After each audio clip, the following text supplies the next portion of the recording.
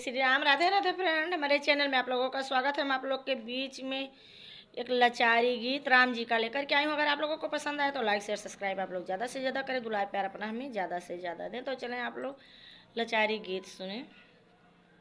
अरे राम गोहराई विपत राम कह का सुनाई। राम गोहराई विपत राम के का विपति राम के का सुनाई। राम गोहराई विपति राम के का सुनाई।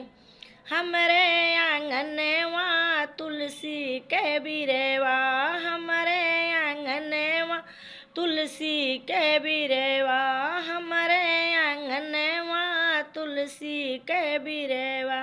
वही तरह जलवा चढ़ाई विपति राम के का विपति राम के का सुनाई। वही तरह जलवा चढ़ाई विपति राम के का विपति राम के का सुनाई। राम गोहराई विपति राम के का सुनाई। राम गोहराई विपति राम के का सुनाई। हमरे दुआरे निमिया के पेड़ेवा, हमरे दुआरे निमिया के पेड़ेवा, हमरे दुआरे निमिया के पेड़ेवा। वही तरह जलवा चढ़ाई विपति राम के का सुनाई। वही तरह जलवा चढ़ाई विपति राम के का सुनाई। राम गोहराई विपति राम के का सुनाई। राम गोहराई विपति राम के का विपति राम के का सुनाई।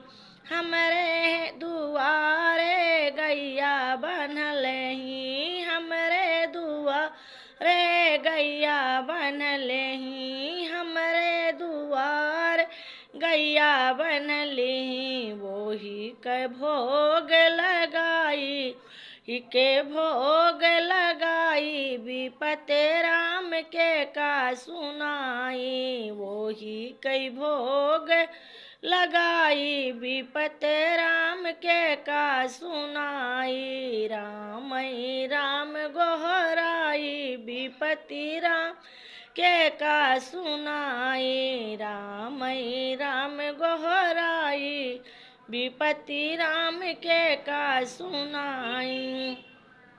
हमरे दुआरे मंदिर बनी है, हमरे दुआरे मंदिर बनी है।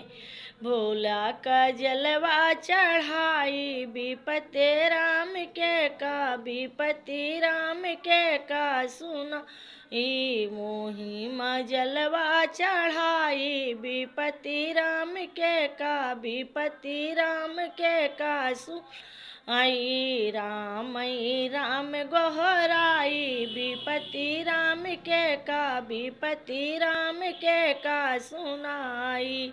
हमरे आंगनवा तुलसी के बिरेवा, हमरे आंगनवा तुलसी के बिरेवा। वही तरह जलवा चढ़ाई विपति राम के का विपति राम के का सुनाई।